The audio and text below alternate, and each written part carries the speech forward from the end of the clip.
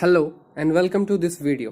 Today we will dive into a very important topic, protest as safety valve, in the context of Pakistan's politics, specifically focusing on the relationship between the establishment, the military, the civilian leadership, including Imran Khan's political journey. नमस्कार, इस video में आपका स्वागत है। आज हम एक बहुत ही महत्वपूर्ण विषय पर चर्चा करेंगे, protest and safety valve. Pakistan की रणनीति के संदर्भ में विशेष रूप से इमरान खान के राजनीतिक सफर और वहां की सैन्य और असैन्य नेतृत्व के संबंधों पर ध्यान केंद्रित करेंगे। Now that we have introduced the topic, let's take a step back and understand the historical background of how the military has shaped Pakistan's governance. अब जब हमने इस विषय का परिचय दे दिया है तो चलिए अब पीछे मुड़कर देखते हैं और समझते हैं कि पाकिस्तान की शासन व्यवस्था को किस तरह से सेना ने आकार दिया। Since the creation of Pakistan in 1947, Pakistan had a turbulent relationship between the civilian leadership and its military establishment. The military has intervened in politics directly and indirectly, influencing the country's governance. Since 1958, the military intelligence combine, often referred to as the establishment, has controlled much of Pakistan's political direction using civilian leaders as front figures. 1947 में अपने गठन के बाद से ही पाकिस्तान में असैनिक नेतृत्व और सैन्य प्रतिष्ठान के बीच तनावपूर्ण संबंध रहे हैं। सेना ने देश की शासन व्यवस्था पर प्रत्यक्ष और अप्रत्यक्ष रूप से प्रभाव डाला है। 1958 के बाद से सैन्य खुफिया संगठन, जिसे अक्सर एस्टेब्लिशमेंट कहा जाता है, ने पाकिस्तान की राजनीतिक दिशा को नियंत्रित किया है और एक असैनिक नेताओं को सामने रखा है। With this historical context in mind, let's shift our focus to one of the key figures in recent times, Imran Khan, and his complex relationship with the military establishment. इस ऐतिहासिक परिप्रेक्ष्य को ध्यान में रखते हुए अब हम हाल के समय के एक प्रमुख व्यक्ति इमरान खान और उनके सेना के साथ जटिल संबंधों पर ध्यान केंद्रित करते हैं। Imran Khan, the cricketer turned politician, rose to prominence as a figure challenging Pakistan's political norms. After becoming the Prime Minister in 2018, his relationship with the military initially seemed cooperative, but by 2022, cracks began to appear. He was ousted in April 2022 through a parliamentary vote of no confidence, but his subsequent political activities showed that he was not willing to go down quietly. Cricketer से नेता बने इमरान खान ने पाकिस्तान की राजनीतिक व्यवस्था को चुनौती देने वाले एक प्रमुख व्यक्ति के रूप में पहचान बनाई। 2018 में प्रधानमंत्री बनने के बाद उनकी सेना के साथ प्रारंभिक सहमति दिखी, लेकिन 2022 तक यह संबंध कमजोर हो गए। अप्रैल 2022 में उन्हें संसदीय अविश्वास प्रस्ताव के माध्यम से पद से हटा दिया गया, लेकिन इसके बाद उनके राजनीतिक कदमों ने यह साफ हो गया कि वे आसानी से हार मानने वाले नहीं हैं। Imran Khan's political journey brings us to a significant point, the role of protest in Pakistan. Let's now explore how protests have acted as a safety valve, managing political unrest without causing full-scale destabilization. Imran Khan की यात्रा हमें एक महत्वपूर्ण बिंदु पर लाती है, पाकिस्तान में विरोध प्रदर्शनों की भूमिका। चलिए अब देखते हैं कि कैसे ये प्रदर्शन एक सेफ्टी वाल्व के रूप में काम करते हुए राजनीतिक अशांति को बिना पूर्ण अस्थिरता के प्रबंधित कर रहे हैं। Now, what do we mean by protests as a safety valve? The concept of protest acting as a safety valve suggests that allowing people to voice their frustrations through organized rallies and demonstrations helps in maintaining overall political stability. In Pakistan, Imran Khan's supporters have held multiple protests, but the military has allowed them, viewing them as a way to release public dissatisfaction without threatening the overall control of the establishment. Safety valve के रूप में विरोध प्रदर्शन का मतलब है कि संगठित रैलियों और प्रदर्शनों के माध्यम से लोगों को अपनी नाराजगी व्यक्त करने की अनुमति देना, जिससे राजनीतिक स्थिरता बनी रहे। पाकिस्तान में इमरान खान के समर्थकों ने कई बार विरोध प्रदर्शन किए, लेकिन सेना ने इन्हें अनुमति दी क्योंकि इससे जनता की असंतुष्टि को अभिव्यक्त करने का मौका मिला, जबकि एस्टेब्लिशमेंट का कुल नियंत्रण बरकरार रहा। While protests are one aspect of Pakistan's political landscape, ethnic and regional tensions play an equally crucial role. Let's shift our focus to these underlying tensions and their impact on the nation's stability. विरोध प्रदर्शन पाकिस्तान की राजनीतिक स्थिति का एक पहलू है, लेकिन जातीय और क्षेत्रीय तनाव भी उतना ही महत्वपूर्ण भूमिका निभाते हैं। अब चलिए इन आंतरिक तनावों और उनके देश की स्थिरता पर प्रभाव पर ध्यान केंद्रित करते हैं। Ethnic tensions between various groups such as the Pashtun, Baloch and Sindhi communities have also been a significant part of Pakistan's political landscape. The establishment has historically been dominated by the Punjabi elite, leading to grievance among these ethnic groups. Khan supporters, especially from these regions, have been vocal about their dissatisfaction with the current system. Pakistan की राजनीतिक स्थिति में विभिन्न जातीय समूहों जैसे पश्तून, बलूच और सिंधी समुदाय के बीच तनाव भी एक महत्वपूर्ण भूमिका निभाती है। एस्टेब्लिशमेंट पर ऐतिहासिक रूप से पंजाबी अभिजात वर्ग का प्रभुत्व रहा है, जिससे इन जातीय समूहों में नाराजगी बढ़ी है। खान के समर्थक विशेष रूप से इन क्षेत्रों से वर्तमान व्यवस्था से अपनी असंतुष्टि के बारे में मुखर रहे हैं। These ethnic divisions set the stage for how the military establishment react to political movements. Now let's look at the establishment's response, particularly toward downsizing Imran Khan's influence.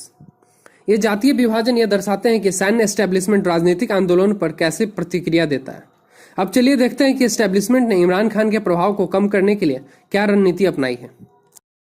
The establishment strategy now seems to be focused on limiting Imran Khan's influence rather than removing him entirely from the political equation.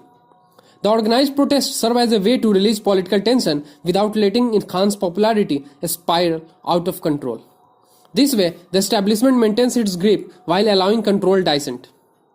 Establishment की रणनीति अब इमरान खान के प्रभाव को पूरी तरह से समाप्त करने के बजाय इसे सीमित करने पर केंद्रित है।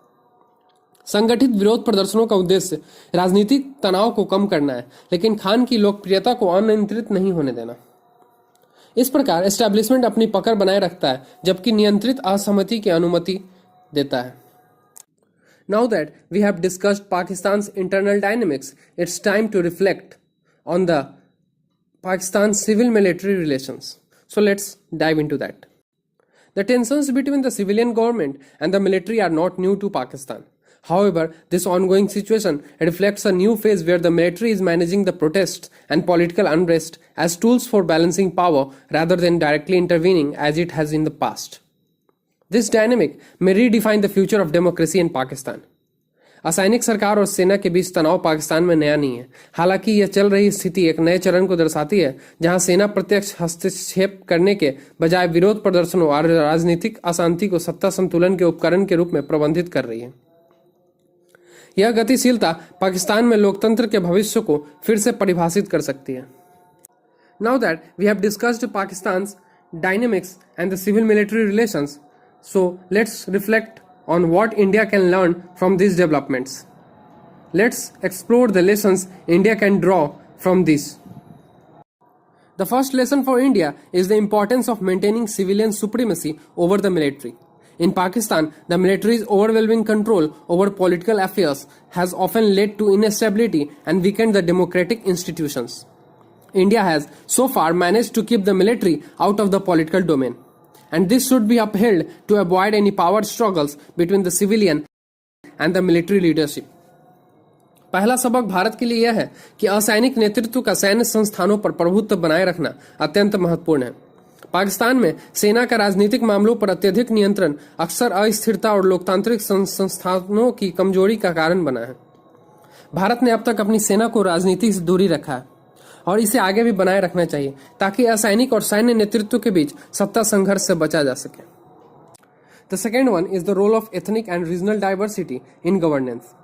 Pakistan's ethnic tensions, particularly among groups like the Baloch, Pashtun and Sindhis, have been exacerbated by the centralization of power in the Punjabi-dominated military establishment. India, being a diverse and multi-ethnic society, should continue to ensure that its governance structure accommodates the voice of all communities, ensuring regional autonomy while preserving national unity. Pakistan में बलूच, पश्तून और सिंधी जैसे जातीय समूहों के बीच तनाव पंजाबी प्रधान सैन्य प्रतिष्ठान द्वारा सत्ता के केंद्रीकरण से और भी अधिक बढ़ गया है। भारत एक विविधतापूर्ण और बहुजातीय समाज होने के नाते अपने शासन ढांचे में सभी समुदाय की आवाज को शामिल करना जारी रखेगा, ताकि क्षेत्रीय स्वायत्तता सुनिश्चित हो सके और राष्ट्रीय एकता भी बनी रहे।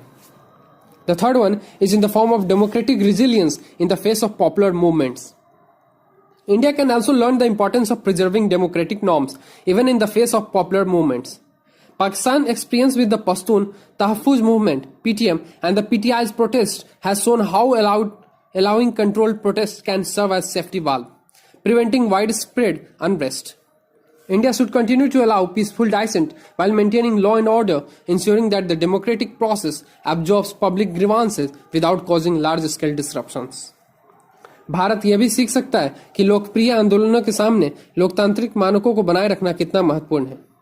पाकिस्तान का अनुभव पश्तून तहफ्फुज मूवमेंट और पीटीआई के प्रदर्शनों से यह दर्शाता है कि नियंत्रित विरोध प्रदर्शनों को अनुमति देना एक सुरक्षा वाल्व के रूप में काम कर सकता है, जिससे व्यापक अशांति से बचा जा सकता है।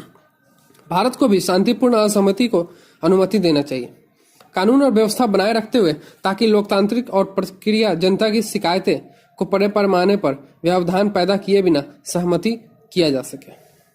The fourth one is in the form of maintaining the independence of judiciary and institutions. One of the ongoing issues in Pakistan is the perception that the judiciary is influenced by the military establishment. India's judicial system must remain independent and transparent to safeguard its democracy. Any perception of judicial compromise could weaken trust in democratic institutions, which is a situation India must be vigilant to avoid. Pakistan में एक प्रमुख मुद्दा यह है कि न्यायपालिका पर सेना के प्रभाव का आभास होता है। भारत की न्यायिक प्रणाली को स्वतंत्र और पारदर्शी बनाए रखना लोकतंत्र के लिए आवश्यक है। न्यायपालिका के किसी भी समझौते की धारणा लोकतांत्रिक संस्थानों में विश्वास को कमजोर कर सकती है, और यह एक स्थिति है जिसे भारत को सतर्कता से टालना चाहिए। The fifth one is in the form of managing media and information in a digital era. In Pakistan, the media has often been used as a tool by the military to shape public opinion. India must ensure that its media remains free, independent, and responsible. The rise of digital media, along with the misinformation and propaganda, poses a new challenge for maintaining public trust in institutions. India should strengthen its regulatory frameworks for media without stifling the freedom of speech. Pakistan में media का अक्सर सेना द्वारा जनमत को प्रभावित करने के लिए एक उपकरण के रूप में उपयोग किया गया है। भारत को यह सुनिश्चित करना चाहिए कि उसकी मीडिया स्वतंत्र, निष्पक्ष और जिम्मेदार बनी रहे। डिजिटल मीडिया के बढ़ते प्रभाव के साथ साथ गलत सूचना और प्रोपेगेंडा संस्थानों में सार्वजनिक विश्वास बनाए रखने के लिए एक नई चुनौती प्रस्तुत करती है। भारत को अपनी मीडिया के लिए नियामक ढांचे को मजबूत करना चाहिए, लेकिन अभिव्यक्ति की स्वतंत्रता को बाधित किए बिना। The sixth and the last one is the avoiding over-reliance on personality politics. Pakistan politics has often been centered around strong personalities like Imran Khan or Nawaz Sharif. India must ensure that its political system does not become overly reliant on individual personalities, but rather focuses on strengthening institutions and promoting collective leadership. Pakistan की राजनीति अक्सर इमरान खान या नवाज शरीफ जैसे मजबूत व्यक्तित्व के इर्द गिर्द घूमते रहती है। भारत को यह सुनिश्चित करना चाहिए कि उसकी राजनीतिक प्रणाली व्यक्तिगत व्यक्तित्व पर अत्यधिक निर्भर न हो, बल्कि संस्थानों को मजबूत करने और सामूहिक नेतृत्व को बढ़ावा देने पर ध्यान केंद्रित करे। As we conclude, it's important to remember that the lessons from Pakistan are not just about their internal politics, but also about safeguarding democracy. Let's wrap up with some final thoughts on this topic. जैसे जैसे हम निष्कर्ष की ओर बढ़ते हैं, ये याद रखना महत्वपूर्ण है कि पाकिस्तान से मिलने वाले सबक केवल उनकी आंतरिक राजनीति के बारे में नहीं है, बल्कि लोकतंत्र की रक्षा करने के बारे में भी है। इस विषय पर हम अपने अंतिम विचार प्रस्तुत करते हैं और इस विषय को समाप्त करते हैं। The relationship between Pakistan's establishment and its political leaders remains complex. The protests led by Imran Khan are allowed to continue but are carefully monitored, ensuring that they do not destabilize the country beyond the establishment's control. Understanding this delicate balance is crucial for analyzing Pakistan's political future.